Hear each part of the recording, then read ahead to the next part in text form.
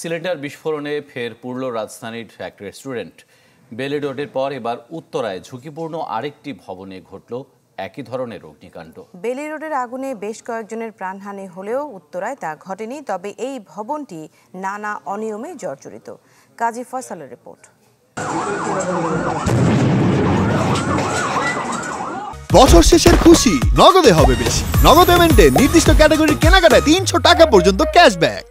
বেলি রোডের অগ্নিকাণ্ডের কায়দায় এবার উত্তরার ১২ নম্বর সেক্টরে লাভলিন রেস্টুরেন্টে ভয়াবহ বিস্ফোরণ। সকাল 10টায় লাগা অগ্নিকাণ্ড মুহূর্তেই ছড়িয়ে পড়ে পুরো ভবনটিতে। ধোঁয়ায় অন্ধকারাচ্ছন্ন হয়ে পড়ে চারিদিক। আতঙ্ক ছড়িয়ে পড়ে আশপাশের এলাকায়। খবর পেয়ে ফায়ার সার্ভিসের 12টি ইউনিট 4 ঘন্টার চেষ্টায় আগুন নিয়ন্ত্রণে আনে। সংস্থাটি জানায়, গ্যাস লিকেজ থেকে আগুনের সূত্রপাত। অগ্নি নির্বাপনের সরঞ্জাম না থাকা সহ ছিল বিভিন্ন অনিয়ম। এটা একটি ঝুঁকিপূর্ণ বিল্ডিং অগ্নিকাণ্ডের দৃষ্টিকোণ থেকে, এটা আমরা বলতে পারি। এবং এটা একটা মাত্র সিঁড়ি ছিল, এসকেপ রুট সেভাবে ছিল না। এই বিল্ডিংয়ে কোনো ফায়ার ইকুইপমেন্ট আমরা পাইনি, মানে ফায়ার ফাইটিং ইকুইপমেন্ট পাইনি।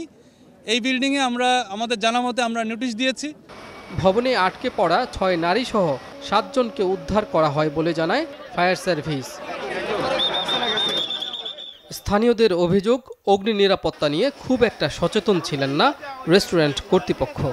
হঠাৎ করে আমার সিকিউরিটি আমাকে বললো যে অপোজিটে আগুন লেগেছে, তো তাকে দেখি দাও করে জ্বলে উঠছে। রেস্টুরেন্টের সামনে সিএনজি সিলিন্ডার রাখা। আমি জিজ্ঞেস করছি তারা এই সিলিন্ডার দিয়ে গ্যাস দিয়ে তারা চুলায় রান্না করে। আমি বলছি এটা তো হাই প্রেশার গ্যাস, এটা কীভাবে রান্না করো? বাহির দিয়ে ওই সিলিন্ডার পাইপের সাহায্যে যেরকম আপনি যেরকম বাড়ির ওইভাবে চুলায় সংযোগ দিত। আমি নিচেও যাইতে পারি নাই, উপরে যাইতে পারি নাই। পরে আমি এই আমার গ্লাস করা ওয়ালের সাইডে এই ফাঁকা জায়গাটাতে, ওইখানে আমি গ্লাসটা ডাম্বেল দিয়ে গ্লাসটা ভেঙে আমি 3 তলা থেকে লাফ দিছি। ফায়ার সার্ভিস ও পুলিশ বলছে বিষয়টি খতিয়ে দেখা হচ্ছে। এটা অনুমোদন ছিল কিনা কমার্শিয়াল, এগুলো আমরা এখন তদন্ত করব। আর নিচে যে খাবার হোটেল ছিল, গ্যাস সিলিন্ডারের বিষয়, তাদের কোনো বৈধতা ছিল কিনা এবং আগুন নির্বাপক যন্ত্র ছিল কিনা, সার্বিক বিষয়ে আমরা তদন্ত করে যথাযথ আইনগত ব্যবস্থা গ্রহণ করব। এ ঘটনায় রেস্টুরেন্টের এক কর্মচারীকে আটক করেছে পুলিশ।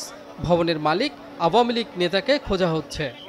মালিক কবির হাসান, উনি সাবেক এমপি উত্তরার হাবিব হাসানের ভাগনা। কাজী ফয়সাল, চ্যানেল 24, ঢাকা।